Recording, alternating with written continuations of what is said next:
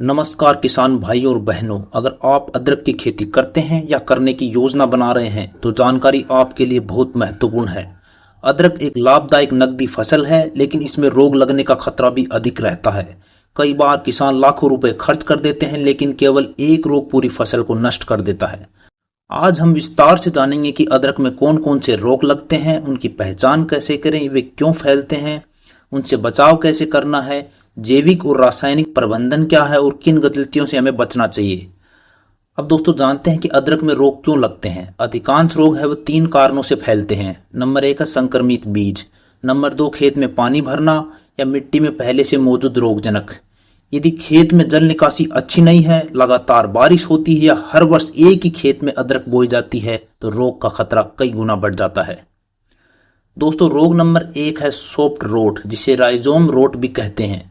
यह अदरक का सबसे खतरनाक रोग माना जाता है। इसका कारण यह है कि यह रोग मुख्य रूप से मिट्टी में रहने वाले जल फफूंद, जिसे वाटर मोल्ड भी बोलते हैं, के कारण होता है।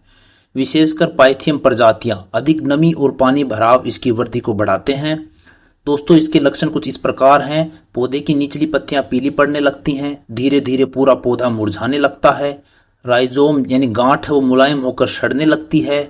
सड़े हुए भाग में दुर्गंध भी आ सकती है और पौधा आसानी से हाथ से ही निकल जाता है। दोस्तों फैलने की परिस्थितियों की बात करें तो लगातार बारिश होना, खेत में पानी रुकना, संक्रमित बीज का यूज करना या भारी मिट्टी होना। दोस्तों अब हम जैविक प्रबंधन की बात करते हैं। स्वस्थ और रोगमुक्त बीज का हमें चयन करना चाहिए ताकि शुरुआती दौर में इस रोग को खत्म किया जा सके।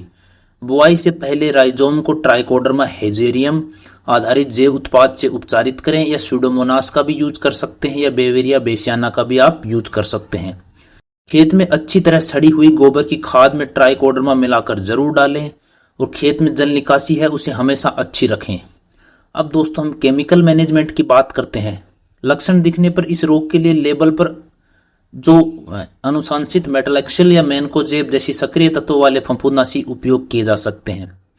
मेटलैक्सिल या मैनकोजेब है उसका यूज करते समय ये ध्यान जरूर रखें कि उसकी क्वांटिटी है वो अनुशंसित होती है या उसके जो पैकेट होता है उस पर लिखी होती है, उसी के अनुसार आपको यूज करनी है।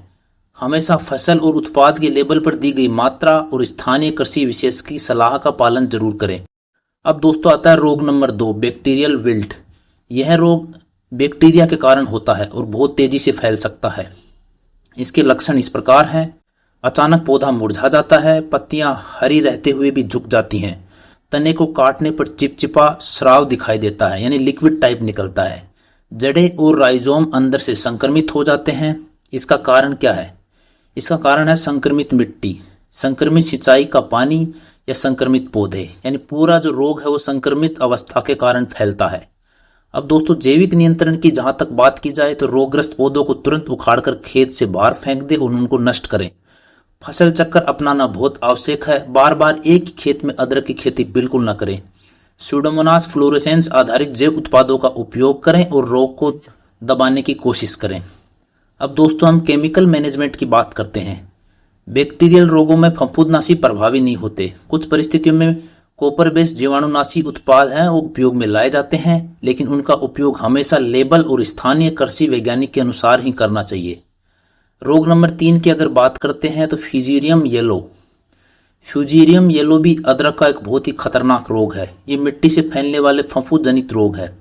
इसके लक्षण इस प्रकार हैं। पौधे की पत्तियां धीरे धीरे पीली पड़ती हैं, पौधे की वृद्धि है वो रुक जाती है, राइजोम का विकास है वो कम हो जाता है, पौधा कमजोर और बौना दिखाई देता है। बचाव की जहां तक बात करें तो इसमें सबसे इंपॉर्टेंट है फसल चक्र को अपनाना, रोग मुक्त बीज का उपयोग करना, ट्राइकोडर्मा आधारित जैव उपचार उपयोगी हो सकते हैं और खेत की जो जल निकासी है वो अच्छी तरह से करना। अब दोस्तों रोग नंबर 4 आता है लीफ स्पॉट। इसके लक्षण इस प्रकार हैं। पत्तियां हैं वो पत्तियों पर छोटे भूरे या काले धब्बे पड़ने लगते हैं, धब्बे बढ़कर आपस में मिल जाते हैं, पत्तियां समय से पहले सूखने लगती हैं। अब दोस्तों इसके कारणों की बात करें तो अधिक नमी, लगातार वर्षा, पौधों में कम हवा का संचार, ये 3 कारण है वो मुख्य कारण है। बचाव की बात की जाए तो पौधों को उचित दूरी पर रोपाई जरूर करें, संक्रमित पत्तियों को हटा दें, आवश्यकता होने पर लेबल पर लिखा हुआ फफूंदनाशी है उसका उपयोग करें।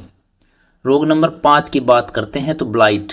यह रोग पत्तियों को तेजी से प्रभावित करता है। इसके लक्षण हैं पत्तियों के किनारों से सूखना शुरू हो जाना, बड़े भूरे धब्बे होना, पूरी पत्ती सूख सकती है। नियंत्रण की जहां तक बात करें तो खेत में हवा का अच्छा आवागमन रखें, पत्तियों पर लंबे समय तक पानी न ठहरने दें।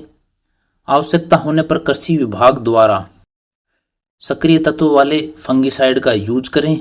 रोगों से बचने के लिए 10 महत्वपूर्ण नियम यह हैं कि हमेशा प्रमाणित और स्वस्थ बीज का उपयोग करें, खेत में पानी कभी भी रुकने न दें, हर साल एक ही खेत में अदरक बिल्कुल न लगाएं, खेत की नियमित निगरानी रखें, रोगग्रस्त पौधों को तुरंत हटा दें, जैविक उत्पादों का समय पर उपयोग करें, संतुलित पोषण है वो जरूर दें प्लांट को, खरपतवार है वो नियंत्रित रखें, औजार है उनको स्टरलाइजेशन जरूर रखें या उनको नियमित रूप से सफाई करें।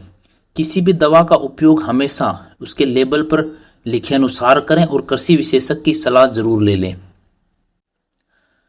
दोस्तों, इस प्रकार से आप बहुत से रोगों को नियंत्रित कर सकते हैं।